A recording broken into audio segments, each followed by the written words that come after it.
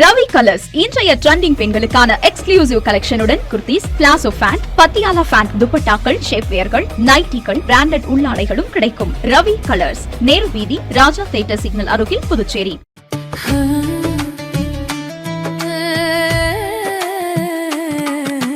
Summer வெயில் காயுது, வேர்வையிலே உடல் நோவுது, கேள்வி ஏதும் கேட்காம ஏசி வாங்கி போடு.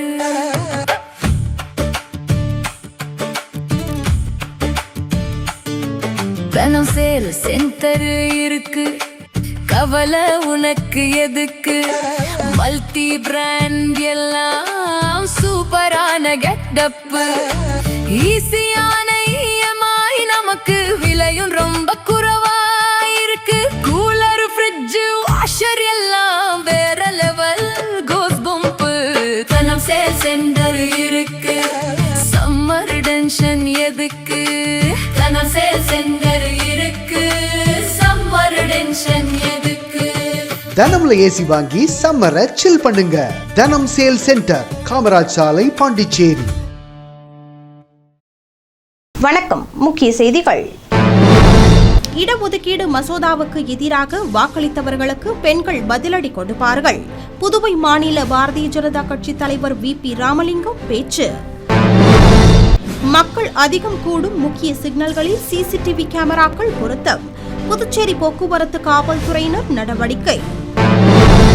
பிரசித்தி பெற்ற வில்லியனூர் மாதா கோவிலில் ஆடம்பர தேர்பவனி. 149ஆம் ஆண்டு திருவிழாவில் ஏராளமான கிறிஸ்தவர்கள் பங்கேற்பு.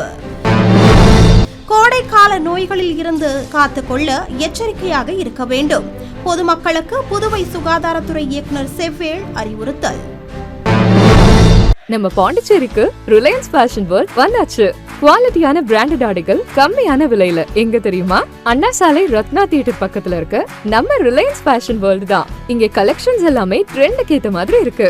1999 ரூபாய்க்கு மேல பர்ச்சேஸ் பண்ற அனைவருக்கும் Cello brand kettle, John Players duffel bag மற்றும் அமெரிக்கன் டூரிஸ்டர் ட்ராலி பேக் போன்ற பரிசுகளும் இருக்கு. பிராண்டட் ஆடைகள் வாங்க Anna Salai Reliance Fashion World வாங்க. Reliance Fashion World, Anna Salai, Ratna theatre அருகில், புதுச்சேரி. இனி விரிவான செய்திகள். மகளிர் இடஒதுக்கீடு மசோதாவிற்கு எதிராக வாக்களித்தவர்களுக்கு பெண்கள் தக்க பதிலடி கொடுப்பார்கள் என புதுவை மாநில பாரதிய ஜனதா தலைவர் VP ராமலிங்கம் தெரிவித்துள்ளார். புதுச்சேரி பாரதிய ஜனதா கட்சி தலைமை அலுவலகத்தில் மாநில தலைவர் VP ராமலிங்கம் மற்றும் முன்னாள் மத்திய இணை அமைச்சர் முரளிதரன் ஆகியோர் செய்தியாளர்களுக்கு கூட்டாக பேட்டியளித்தனர். அப்போது பேசிய அவர்கள், பிரதமர் மோடி தலைமையிலான மத்திய அரசு நாடாளுமன்றம் மற்றும் சட்டசபைகளில் பெண்களுக்கு 33% இடஒதுக்கீடு உட்பட 3 மசோதாக்கள் முன்மொழிந்த நிலையில் பெண்களுக்கு மரியாதையையும் உரிமைகளையும் வழங்கும் இந்த மசோதாவை எதிர்க்கட்சிகளான காங்கிரஸ், திராவிட முன்னேற்றக் கழகம், கம்யூனிஸ்ட் மற்றும் அதன் கூட்டணி கட்சிகள் ஆதரிக்கவில்லை என்றும் இதனால் மசோதா தோல்வி அடைந்ததாகவும் தெரிவித்தனர்.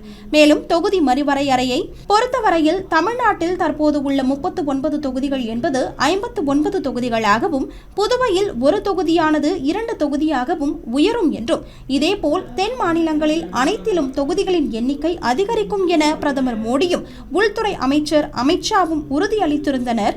ஆனால் மகளிர் இடஒதுக்கீடு மசோதாவிற்கு எதிராக வாக்களித்த எதிர்க்கட்சிகளுக்கு சக்திமிக்க பெண்கள் விரைவில் தக்க பதிலடி கொடுப்பார்கள் என்றும், பிரதமர் மோடி தலைமையில் பெண்களுக்கு மரியாதை மற்றும் கண்ணியத்திற்கான உரிமையை வழங்குவதற்கு தமது பிரச்சாரம் தொடரும் என்றும் அவர்கள் தெரிவித்தனர். 16, 17 தேதிகளில் கொண்டு வரப்பட்ட மசோதாக்களை, அதாவது பெண்களுக்கான இடஒதுக்கீடு 33% இடஒதுக்கீடுக்கு கொண்டு வந்த மசோதாவும், தொகுதியுடைய மறுசீரமைப்பு, பாராளுமன்ற தொகுதியிலே மறுசீரமைப்புடைய மசோதாவும் கொண்டு வரப்பட்டு அது சமாஜ்வாடி கட்சி, திராவிட முன்னேற்ற கழகம், திரிணாமுல் காங்கிரஸ் போன்ற கட்சிகளால், காங்கிரஸ் கட்சி ஆக இந்த 4 கட்சிகளால் அது தோற்கடிக்கப்பட்டிருக்கின்றன.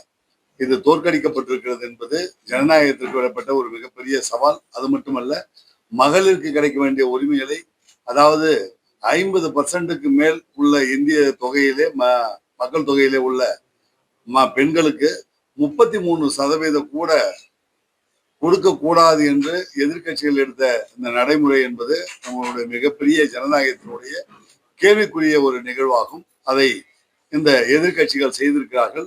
இவர்கள் மக்கள் முன் அடையாளம் காட்டப்பட்டிருக்கிறார்கள் என்பது உண்மை. புதுச்சேரியில் மக்கள் நடமாட்டம் மிகுந்து காணப்படும் பகுதிகளில் சாலை விதிமீறல்கள் மற்றும் விபத்துகளை கண்காணிக்க புதுவை போக்குவரத்து காவல்துறை முக்கிய சிக்னல்களில் சிசிடிவி கேமராக்களை பொருத்தி கண்காணித்து வருகின்றனர். புதுச்சேரி மாநிலத்தில் போக்குவரத்து காவல்துறையின் மூலமாக சாலை விதிகளை மீறுவோரை அடையாளம் காணவும் சாலை விபத்துகளை கண்காணிக்கவும் புதுச்சேரி அரசு போக்குவரத்து காவல்துறையானது பல்வேறு நடவடிக்கைகளை மேற்கொண்டு வருகிறது.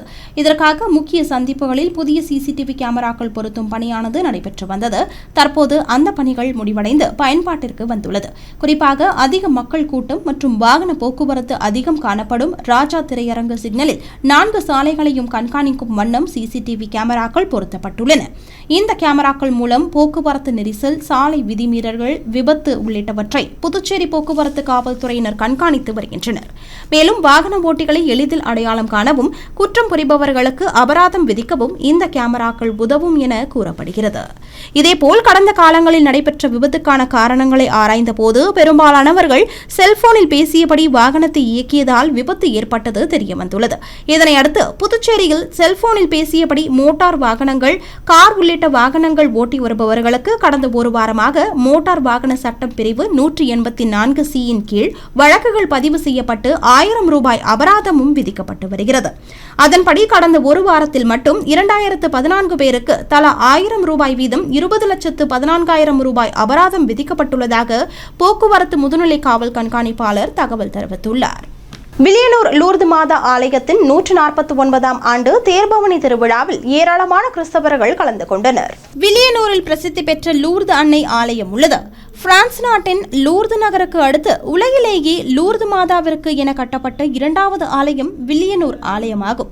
இந்த ஆலயத்தில் ஒவ்வொரு ஆண்டும் ஈஸ்டர் பண்டிகை முடிவடைந்த பின்னர் வரும் சனிக்கிழமை அன்று ஆண்டு விழா தொடங்குவது வழக்கமாகும்.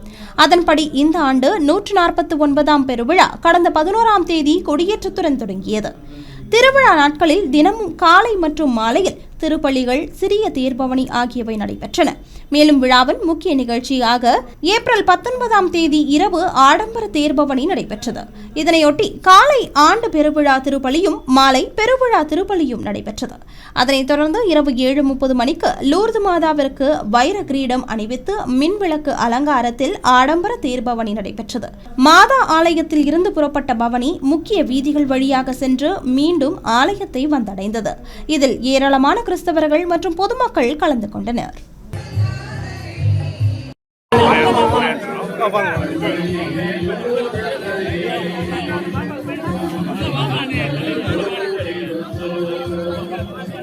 கோடை காலத்தில் பரவக்கூடிய தொற்று நோய்கள் பற்றிய விழிப்புணர்வு செய்தியினை புதுச்சேரி சுகாதாரத்துறை இயக்குனர் மருத்துவர் செவ்வேள் வெளியிட்டுள்ளார். புதுச்சேரியில் தற்போது நிலவி வரும் கோடை காலத்தில் வெயில் சுட்டெரிக்க ஆரம்பித்துவிட்டது. இதன் காரணமாக கோடை காலத்தில் பொதுவாக பரவக்கூடிய தொற்று நோய்கள் பற்றிய விழிப்புணர்வு செய்தியினை சுகாதாரத்துறை இயக்குனர் மருத்துவர் செவ்வேள் பொதுமக்கள் நலனுக்காக வெளியிட்டுள்ளார்.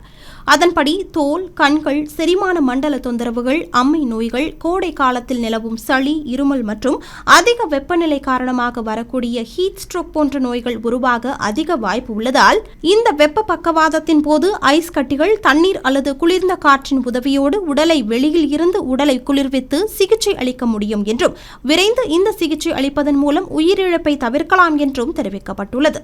மேலும் கோடை காலத்தில் உணவு விஷம் என்பது மக்களுக்கு அடிக்கடி ஏற்பட வாய்ப்பு உள்ளதாலும் இதன் மூலம் வயிற்று அசௌகரியம், வாந்தி, குமட்டல், வயிற்றுப்போக்கு ஆகியவை ஏற்படுவதாலும் அவற்றை தடுக்க சரியாக சமைக்கப்படாத இறைச்சி, அசுத்தமான தண்ணீர், சாலையோர வியாபாரிகள் திறந்த வெளியில் வழங்கப்படும் உணவு ஆகியவற்றை மக்கள் தவிர்க்க வேண்டும் என்று கேட்டுக் கொள்ளப்பட்டுள்ளது. அது மட்டுமின்றி சுத்தமான குடிநீரை பருக வேண்டும் என்றும் நீரை கொதிக்க வைத்து ஆற வைத்து கைப்படாமல் கோடை காலத்தில் மக்கள் பருக வேண்டும் என்றும் மக்கள் பழங்கள், காய்கறிகள் ஆகிய அனைத்தையும் நன்றாக கழுவி உபயோகப்படுத்த வேண்டும் என்றும் கேட்டுக் கொள்ளப்பட்டுள்ளது. மேலும் கோடை காலத்தில் ஏற்படும் ஒரு வகை வைரஸால் ஏற்படுகிற கண்புண் எனப்படும் கன்ஜக்டிவைட்டிஸ் ஏற்படுவதாகவும் இதனை தவிர்க்க சன்கிளாஸ் பயன்படுத்துதல், கண்களை தொடுவதை தவிர்த்தல், முறையான சிகிச்சை எடுத்தல் போன்ற கண் பாதுகாப்பு முறைகளை பயன்படுத்துவதன் மூலம் மக்கள் பயனடையலாம் என்றும் கேட்டுக் கொள்ளப்பட்டுள்ளது. மேலும் கோடை காலத்தில் மிக சாதாரணமாக ஏற்படும் நோய்களில் முக்கியமான ஒன்று நீரிழப்பு மற்றும் அதிக வெப்பத்தினால் ஏற்படும் தலைவலி என்பதால் அதனை சரி செய்ய உப்பு கலந்த மோர் மற்றும் நீர்பானங்கள் அல்லது ORS எனப்படும் உப்பு கரைசல் நீர் எடுப்பதன் மூலம் நீரிழப்பை தவிர்க்க முடியும் என்றும் தெரிவிக்கப்பட்டுள்ளது. மேலும் இந்த கோடை காலங்களில் வைரஸ் கிருமியால் குறிப்பாக குழந்தைகளுக்கு ஏற்படும் சளி, ஃப்ளூ போன்ற காய்ச்சல் மற்றும் பொண்ணுக்கு வீங்கி, சின்னம்மை, தட்டம்மை நோய் போன்ற நோய்களும் ஏற்பட அதிக வாய்ப்பு உள்ளதால் இந்த நோய்கள் பரவாமல் தடுக்க அடிக்கடி கைகளை சுத்தமாக சோப்பு போட்டு கழுவுதல், தன் சுத்தம் பேணுதல், முகக்கவசம் அணிதல் போன்ற முன்னெச்சரிக்கை நடவடிக்கைகள் உதவும் என்று புதுச்சேரி சுகாதாரத்துறை இயக்குநர் மருத்துவர் செவ்வேல் தெரிவித்துள்ளார். மேலும் வெயிலால் ஏற்படும் நோய்களை தடுக்க முன்னெச்சரிக்கை நடவடிக்கைகள் மற்றும் அவ்வாறு ஏற்பட்டால் தற்போது மக்களை காப்பாற்ற தேவையான மருந்துகளோடு தயார் நிலையில் வைக்கப்பட்டுள்ள அருகில் உள்ள அரசு மருத்துவமனை அல்லது ஆரம்ப சுகாதார மையத்தினை அணுகி சிகிச்சை பெறலாம் என்றும் அவர் தெரிவித்துள்ளார். புதுவை பாரதி பூங்காவில் சுவரில் வரையப்பட்ட ஓவியங்கள், செயற்கையாக வடிவமைக்கப்பட்ட சிலைகள் மற்றும் உடற்பயிற்சி உபகரணங்கள் சேதமடைந்து காணப்படுகின்றன. புதுச்சேரியில் விடுமுறை நாட்கள் மற்றும் வார இறுதி நாட்களில் சுற்றுலா பயணிகள் கூட்டம் அலைமோதுகிறது. குறிப்பாக சுற்றுலா பயணிகள் கடற்கரைக்கு செல்லும் வழியில் உள்ள பாரதி பூங்காவிலும் இலைப்பாரி செல்வது வழக்கம். அவ்வாறு சுமார் 20 ஏக்கர் பரப்பளவு கொண்ட இந்த பூங்காவில் வனத்துறை சார்பில் மரங்கள், செடிகள் மற்றும் செயற்கை புல்தரைகள் அமைக்கப்பட்டுள்ளன. அதோடு அங்குள்ள சுவர்களில் வண்ண ஓவியங்களும் செயற்கையாக வடிவமைக்கப்பட்ட சிற்பங்களும் ஆங்காங்கே வைக்கப்பட்டுள்ளன. இது பாரதி பூங்காவின் அழகுக்கு அழகு சேர்ப்பதாக இருந்து வருகிறது. மேலும் இந்த பூங்காவில் பொதுமக்கள் காலை மாலையில் நடைப்பயிற்சி மேற்கொள்வதும் வழக்கமாகும். உடற்பயிற்சி செய்வதற்கும் ஏராளமானோர் வருவார்கள். இந்நிலையில் குழந்தைகள் விளையாடுவதற்காக ஊஞ்சல்கள், சறுக்குகள் உள்ளிட்ட விளையாட்டு உபகரணங்களும் அமைக்கப்பட்டுள்ளன. நடைப்பயிற்சியில் ஈடுபடுபவர்களுக்கு அரசு சார்பில் உடற்பயிற்சி உபகரணங்கள் கடந்த 3 ஆண்டுகளுக்கு முன்பு அமைக்கப்பட்டன. ஆனால் தற்போது விளையாட்டு உடற்பயிற்சி உபகரணங்கள் போதிய பராமரிப்பு இன்றி காணப்படுகின்றன. அதாவது குழந்தைகள் விளையாடுவதற்காக போடப்பட்டுள்ள சீசா, சறுக்கு விளையாட்டு தளங்கள் சேதமடைந்துள்ளன. இதனால் ஆர்வமுடன் வரும் குழந்தைகளுக்கு ஏமாற்றமே மிஞ்சுகிறது. மேலும் சில குழந்தைகள் தவறி விழுந்து கை கால்களில் சிராய்ப்பு ஏற்படுகின்றன. இதேபோல் உடற்பயிற்சி உபகரணங்கள் அனைத்தும் சேதமடைந்து காணப்படுகின்றன. இதனால் உடற்பயிற்சி செய்ய வருபவர்கள் ஏமாற்றத்துடன் திரும்பி செல்கின்றனர். இதேபோல் வைக்கப்பட்டுள்ள செயற்கை சிற்பங்களும் கலை இழந்து சேதமடைந்து காணப்படுகிறது. எனவே இந்த ஓவியங்கள், சிற்பங்கள் மற்றும் பழுதான விளையாட்டு உபகரணங்களை உடனுக்குடன் சீரமைக்க வேண்டும் என்பது பொதுமக்களின் கோரிக்கையாக உள்ளது. புதுச்சேரி அடுத்த ஆரோவில் ஆதிசக்தி கலாச்சார மையத்தில் நிறுவனர் வீணாபாணி நினைவாக நடைபெற்று வரும் கலை விழாவில் நடைபெற்ற நாடகம் வெளிநாட்டினர் உட்பட அனைவரையும் வெகுவாக கவர்ந்தது. புதுச்சேரி ஆரோவில்லில் ஆதிசக்தி கலாச்சார மையத்தை நிறுவிய வீணாபாணி நினைவாக ஆதிசக்தியின் கலை இயக்குனர் வினய்குமார், ஆதிசக்தி நிர்வாக அறங்காவலர் நிம்மி ரஃபேல் ஆகியோர் ஏற்பாட்டில் நடைபெற்று வரும் கலை விழாவில் இசை மற்றும் நாடகங்கள் நடைபெற்று வருகிறது. இதில் இன்றைய நாள் நிகழ்வில் A Woman or Not to Be என்ற தலைப்பிலான நாடகம் நடைபெற்றது. ஹாம்லெட் தன்னை மதிக்க மறுக்கும் ஒரு உலகில் துக்கம், சந்தேகம், கோபம் மற்றும் எதிர்ப்பு ஆகியவற்றுக்கு மத்தியில் பயணிக்கும் ஒரு பெண்ணின் சூழ்நிலை குறித்து அழகாக அரங்கேற்றப்பட்ட இந்த நாடகம் அனைவரையும் வெகுவாக கவர்ந்தது. மேலும் ஆதிசக்தியின் கலை இயக்குனர் வினய்குமார் எழுதி இயக்கி நடித்த இந்த நாடகத்தில் ஆதிசக்தி நிர்வாக அறங்காவலர் நிம்மி ரஃபேல் மற்றும் கலைஞர்கள் பலர் தங்களின் நடிப்பை வெளிப்படுத்தினர். இதில் புதுச்சேரி மட்டுமல்லாமல் வெளிமாநில, வெளிநாடுகளில் இருந்து 100க்கும் மேற்பட்ட பார்வையாளர்கள், கலைஞர்கள் கலந்து கொண்டு நிகழ்ச்சியை கண்டு ரசித்தனர். சுமார் 1 மணி நேரத்திற்கும் மேலாக தங்களின் நடிப்பு திறமை மூலம் ரசிகர்களை அவர்கள் ரசிக்க வைத்தனர். மேலும் நிகழ்ச்சி முடிந்ததும் பார்வையாளர்கள் கைத்தட்டி மகிழ்ச்சியை வெளிப்படுத்தி உற்சாகமடைந்தனர்.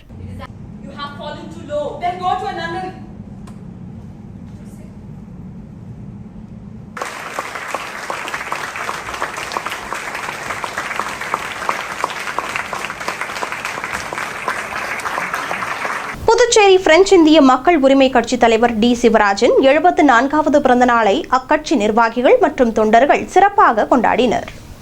புதுச்சேரி பிரெஞ்சு இந்திய மக்கள் உரிமை கட்சி மற்றும் பிரெஞ்சு இந்திய புதுச்சேரி பிரதேச மக்கள் விடுதலைக்காக மக்கள் நல நற்பணி இயக்க தலைவருமான டி சிவராஜின் 74வது பிறந்தநாள் விழா ஏப்ரல் 20ஆம் தேதி அவரது கட்சி நிர்வாகிகள், தொண்டர்கள் சார்பில் கொண்டாடப்பட்டது.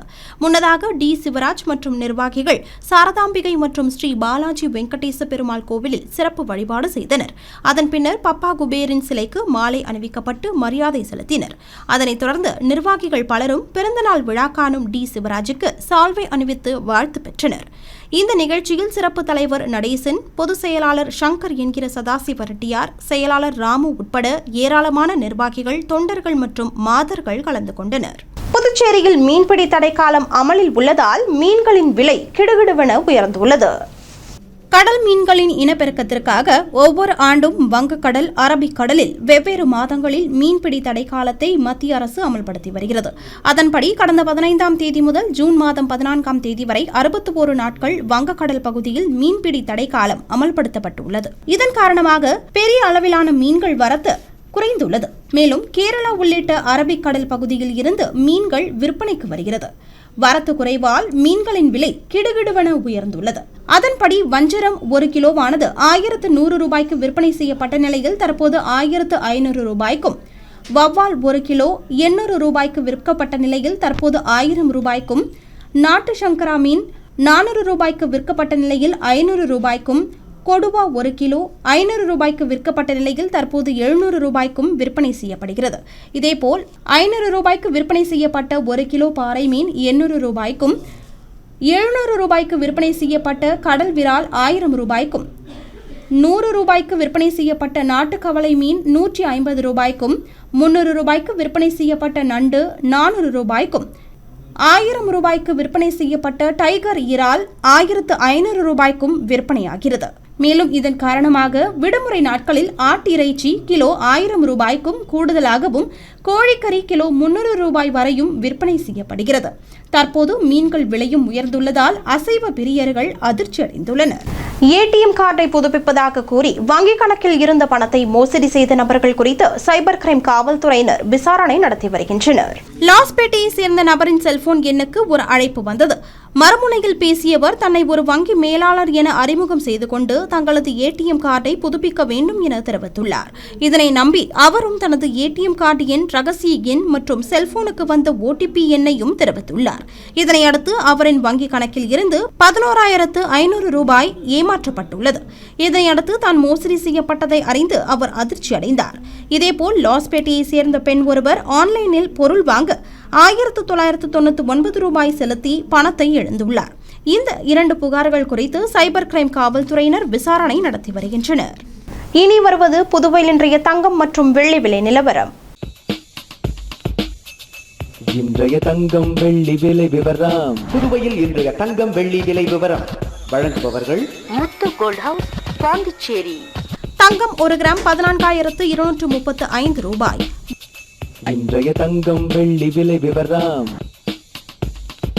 வெள்ளி 10 கிராம் 2,770 ரூபாய்.